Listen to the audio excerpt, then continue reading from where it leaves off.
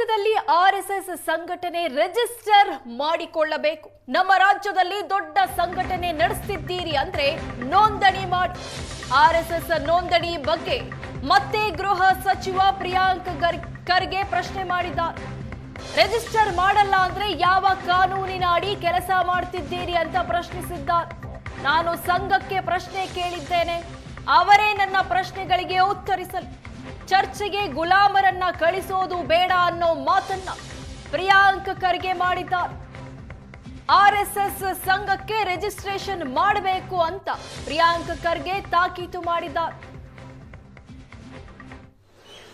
अगर आप इतना बड़ा संगठन मेरे राज्य में चला रहे हो तो आपको रजिस्ट्रेशन करना पड़ेगा, या तो आके बोलना पड़ेगा कि किस कानून के तहत आप ये सारे काम कर रहे हैं. अगर आप इतना बड़ा संगठन मेरे राज्य में चला रहे हो तो आपको रजिस्ट्रेशन करना पड़ेगा, या तो आके बोलना पड़ेगा कि किस कानून के तहत आप ये सारे काम कर रहे हैं. ನನ್ನ ಪ್ರಶ್ನೆಗಳಿಗೆ ಯಾರೋ ವಕೀಲರು ಯಾಕೆ ಉತ್ತರ ಕೊಡ್ತಿದ್ದಾರೆ? ನನ್ನ ಪ್ರಶ್ನೆಗಳಿಗೆ ಆರ್ಎಸ್ಎಸ್ ಉತ್ತರ ಕೊಡ್ಲಿ, ಯಾರ್ಯಾರೋ ಅಲ್ಲ. ನಾನು ರಾಜ್ಯದ ಗೃಹ ಸಚಿವನಾಗಿ ಒಂದು ಸಂಘಟನೆಗೆ ಪ್ರಶ್ನೆ ಕೇಳಿದ್ದೇನೆ. ನೋಂದಣಿ ಸೇರಿದಂತೆ ಹಲವು ಪ್ರಶ್ನೆಗಳನ್ನ ಆರ್ಎಸ್ಎಸ್ಗೆ ಕೇಳಿದ್ದೇನೆ. ನನ್ನ ಪ್ರಶ್ನೆಗಳಿಗೆ ವಕೀಲರೇಕೆ ಉತ್ತರಿಸುತ್ತಿದ್ದಾರೆ? ಅವರು ಆರ್ಎಸ್ಎಸ್ ಮುಖವಾಣಿಗೆ. ವಕೀಲರು ಬಿಜೆಪಿ ಜೊತೆ ನಾನು ಚರ್ಚೆ ಮಾಡಲ್ಲ ಅಂತ ಪ್ರಿಯಾಂಕ್ ಖರ್ಗೆ ಗುಡುಗಿದ್ದಾರೆ. ನನ್ನ ಪ್ರಶ್ನೆಗಳಿಗೆ ಆರ್ಎಸ್ಎಸ್ ನ ಲೆಟರ್ ಹೆಡ್ ನಲ್ಲಿ ಉತ್ತರ ಕೊಡ್ಲಿ. ಲೆಟರ್ ಹೆಡ್ ಇಲ್ಲದಿದ್ರೆ ನನ್ನ ಜೊತೆ ನೇರವಾಗಿ ಬಂದು ಚರ್ಚೆ ಮಾಡಿ. ಆರ್ಎಸ್ಎಸ್ ಪರ ಮಾತನಾಡ್ತಿರೋರ ವಿರುದ್ಧ ಪ್ರಿಯಾಂಕ್ ಖರ್ಗೆ ವಾಗ್ದಾಳಿ ನಡೆಸಿದ್ದಾರೆ.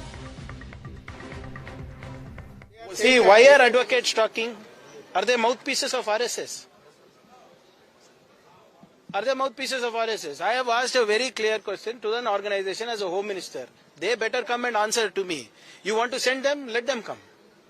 Designate them. No, what is this nonsense of writing editorials, writing on Twitter, giving your opinion there, here? Doesn't matter to me. I have written to an organization. Let the organization depute anybody. I'm not saying you depute X, Y, Z.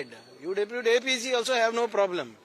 But आके officially क्या है उत्तर दीजिए. आपके letterhead पे उत्तर दीजिए. Letterhead है उनके पास? Your organisation has a letterhead, no? Registered है ना आपका? आपके ऑर्गेनाइजेशन से 10 गुना है वो. उनके पास लेटरहेड नहीं है. So let them come, talk to us, tell us, no sir, this is how we are doing things, this is the constitutional provision in this. Please don't let loose your slaves to discuss with me. I'm not going to discuss this with any lawyer. I'm not going to discuss this with any BJP. I'm not going to answer anybody. ದಲಿತರು RSS ಪ್ರಶ್ನಿಸಬಾರದು ಎಂಬ ಸಂಸದ ರಮೇಶ್ ಜಿಗಜಿಣಗಿ ಹೇಳಿಕೆಗೆ ದಲಿತರು ಆರ್ಎಸ್ಎಸ್ಗೆ ಪ್ರಶ್ನಿಸಬಾರ್ದ? ದಲಿತರು ಸಮಾಜದ ಭಾಗವಲ್ಲವ, ದಲಿತರು ಸಂವಿಧಾನದ ಭಾಗವಲ್ಲವೇ ಅಂತ ಪ್ರಿಯಾಂಕ್ ಖರ್ಗೆ ಪ್ರಶ್ನೆ ಮಾಡಿದ್ದಾರೆ. ಬಿಜೆಪಿಯಲ್ಲಿರುವ ದಲಿತರು ಆರ್ಎಸ್ಎಸ್ನ ಅಧೀನದಲ್ಲಿದ್ದಾರೆ.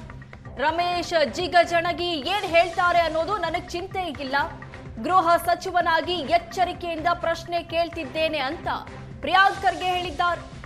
ಭಾಗವತ್ಗೆ ಎಷ್ಟು ಹಕ್ಕಿದೆಯೋ ನನಗೂ ಅಷ್ಟೇ ಹಕ್ಕಿದೆ ಅಂತ ಪ್ರಿಯಾಂಕ್ ಖರ್ಗೆ ಹೇಳಿದ್ದಾರೆ. ನಾನು ದಲಿತನೋ ಮತ್ತೊಬ್ಬನೋ, ನಾನು ಸಂವಿಧಾನಕ್ಕೆ ಬದ್ಧನಾಗಿದ್ದೇನೆ ಅನ್ನೋ ಮಾತನ್ನ ಪ್ರಿಯಾಂಕ್ ಖರ್ಗೆ ಹೇಳಿದ್ರು.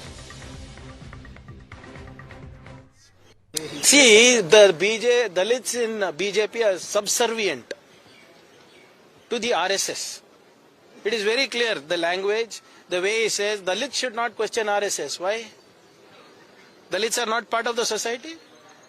Dalits are not part of the constitution? And who is anybody to tell me what to question or not to question? As an individual, I have my rights, and as the Home Minister of Karnataka, I am very careful in what I am saying. I don't care about what Mr. Ramesh Jigjini or anybody else has to say about it. I am duty bound, I am constitutionally bound.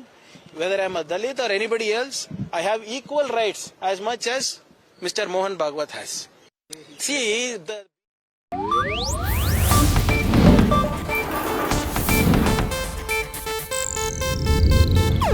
ಇದು Asianet news network ಪ್ರಸ್ತುತಿ.